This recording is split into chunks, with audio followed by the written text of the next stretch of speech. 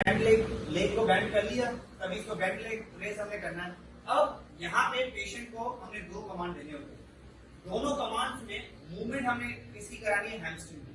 Hamstring के कौन कौन से फंक्शन है? हिप की एक्सटेंशन, नी की फ्लेक्शन, राइट? तो वो दोनों मूवमेंट्स हमें साइमल्टेनियसली करानी है आइसोमेट्रिकली।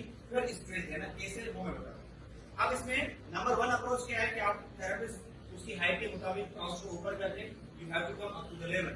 और आई फॉलो, पहले मैं वो आपको बता देता हूं। मैं किस चीज को फॉलो करता हूं? लेट्स सपोज लो काउच है और आप हाइटेड हो, तो what you have to do, आप एक हाथ यहां से दें, ठीक है, यहाँ पे ये किसको रोकने के लिए?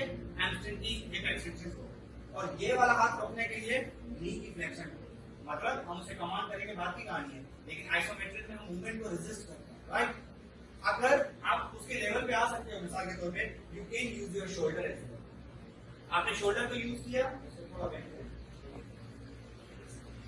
आपने शोल्डर को यूज किया, अब ये हिप की एक्सटेंशन कमांड करेंगे और शोल्डर नी की फ्लेक्शन का कमांड करो। मैं ऐसे कहूंगा कि आप हिप की एक्सटेंशन करें और नी की फ्लेक्शन करें simultaneously with 30 to 40% your force, ठीक है? लेट्स सपोज अब आप फोर्स अप्लाई करें, पहले आपको क्या करना है? आप हिप की एक्सटेंशन करें, मतलब मुझे पुश करें एंड देन नी की फ्लेक्शन करें एक साथ, ठीक हो गया सर? Do it. अब ये परफॉर्म कर रहा है, ओके? 1 2 3 4 5 रिलैक्स। जैसे ही उसने रिलैक्स किया, you have to go maximum for the